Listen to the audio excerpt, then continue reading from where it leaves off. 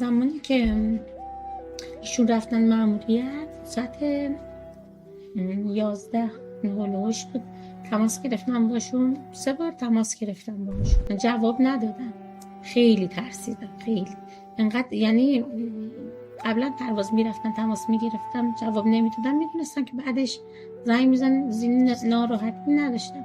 ولی این دفعه خیلی ترسیده بودم، بعدی که اصلا گریه‌ام گرفت، خیلی گریه کردم. 4-5 دقیقه گذشت خودش تماس گرفت گفت که الو، سلام دادم. بعد گفتن که چرا تلفن جواب ندادی؟ نگران شدم. گفت تو چرا صدات گرفته، گریه کردی؟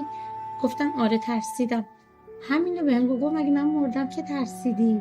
گفتم خدا نکنه. دیگه بعدش گفت کارم تمام شد، احتمالاً اگه هوا خوب باشه بعد از ظهر میام، در غیر این صورت فردا خونه. دیگه آخرین صحبتم همین بود با ایشون، تا اینکه من مشغول کارهای خونه شدم. اومدم دیدم که خیلی تماسای زیادی با گوشیم گرفته شده، مثلا از اقوامی که شاید مثلا سالی 1 بار یا سال نهایت 2 بار با هم در تماس بودیم، تبریک عید یا اینجور چیزا رو به هم میگفتیم. شک کردم، راستش ترسیدم، فکر کردم چون مادرم شهرستان هستن، فکر کردم شون حالشون بد شده، من تماس گرفتن که مثلا برم شهرستان شما. تو این فکرا بودم، گوشیمو که داشتم نگاه میکردم یا بچه‌هام داشتن درس میخوندن تو تلویزیون رو روشن کردم. مامان سیم نوشته تلویزیون ببین چی نوشته. من هر چی نگاه کردم که ببینم اصلا چشمام دیگه نمیدید. پسرم گفت مامان نوشته یکی از بالگردهایی که به مأموریت رفته مثل که ناپدید شده. که دیگه بعد از اون من خیلی به شدت ترسیدم. تعدادی که با هم رفته بودن پرواز، از طریق خانماشون مطلع شده بودم که همسرشون رفتن پرواز. من زنگ زدم به خانماشون، دیدم خب جواب دادن. گفتم که خبر دارید خوبن؟ گفت آره نگران نباش همشون خوبن، ولی خب نمیتونم پرواز کنم. اونا یه جایی تو کوه فرود اومدن، تو جنگل. کم کم من شک کردم. با همسرم تماس گرفتم. گفت پیام دریافت می‌کردید؟ آره در دسترس نمی باشه یا کلا اصلا زنگی نمیخورد. پیامکم دادم، حتی پیامک دادم که تو رو خدا کجایی جواب بده، حتی اگه نمیتونی هم جواب بده با گوشی دوستا اگه میتونی جواب بده کجایی. دیدم نه اصلا پیامک جواب نداد. با دوستاش که تماس گرفتن گفتن نگران نباش چیزشون نشده.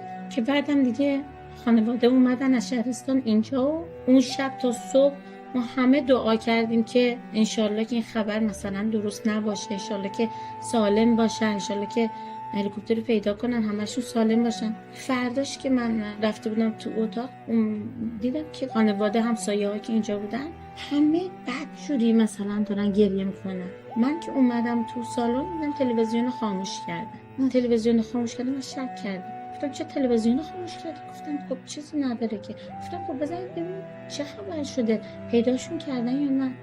که تلویزیونی که کنترل بعدشم روشن کردم، این روبان مشکی کنار تلویزیونی که دیدم دیگه فهمیدم که انا لله و انا الیه راجعون. خادم الرضا خادم جمهور ایران آیت الله دکتر سید ابراهیم رئیسی رئیس جمهور اسلامی ایران در راه خدمت به مردم به درجه رفیع شهادت رسید.